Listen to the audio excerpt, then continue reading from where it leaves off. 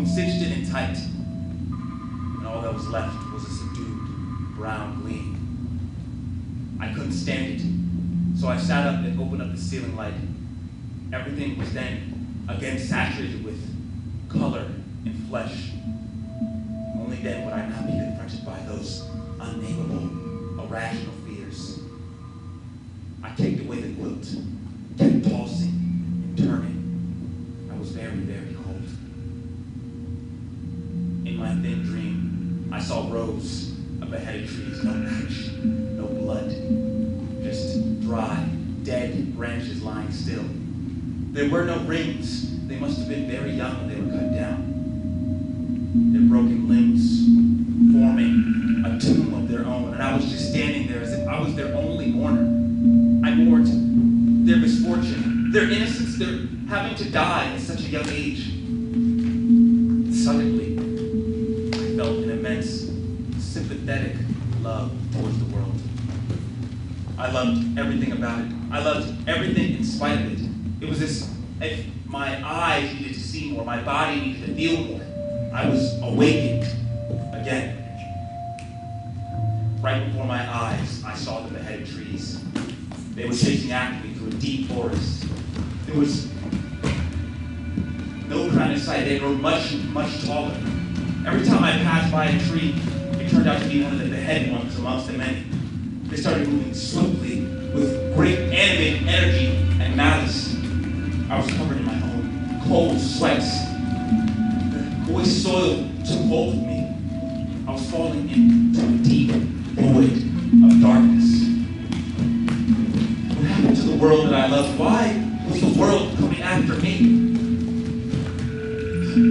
Get away from me! Catch me! Hold me! Love me!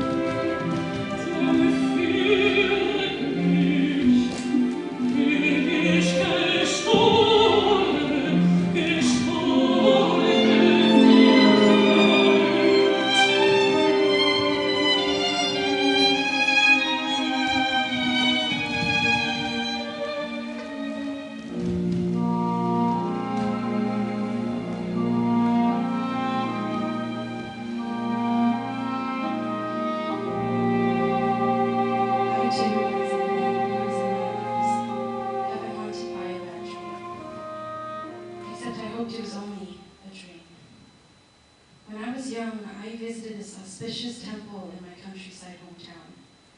The temple had this maroon wooden placard with golden characters hung up high, announcing an impossible imperative demanding good action. Not a single evil thought could escape the god's eyes. I kneeled down on the mat made of hay, eyes closed. I prayed that my two best friends would love me forever and fight for their marriage with me in the bloody duel. I prayed that the taller one of them would win me over and together would inevitably drown in sorrow. I knew I prayed with an insecure heart. I was selfish. I wanted them to never leave me and love me and only me till the ends of the world. I peeked at the smiling Buddha who seemed to be nodding, and I quietly prayed some more. But maybe the Buddha wasn't in charge of the little girl's wishes. A goddess instead sneaked into my mind. She wore a tall hairdo on her thin, sharp face, strands of hair visible from the grease, reflecting light, her chin dagger-like. Her bloody red robe was suddenly spread out mid-air, blanketing me in suffocation. Her squeaky laugh pierced through every fiber of my sensibility and consciousness, leaving me bewildered and terrified for what I had prayed for. I couldn't move. I didn't even dare to open my eyes. It was she who sees that private temple of mine, a temple filled with evil little thoughts I once desired. And she taunted me, who wrote away all my fantasy, along with any desire to speak my mind for a long time. I dared not to dream.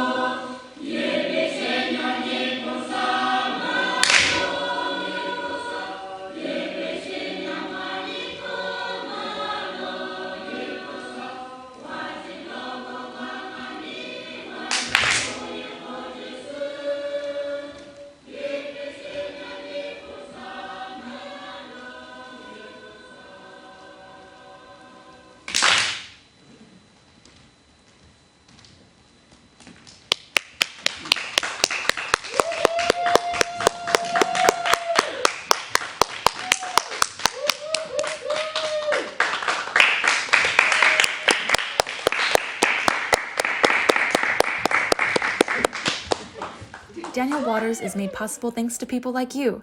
Thank you for watching, and don't forget to like the video and subscribe for more dance content. We post new dances and tutorials every single week. Consider donating to Danniel Waters, where everything is possible.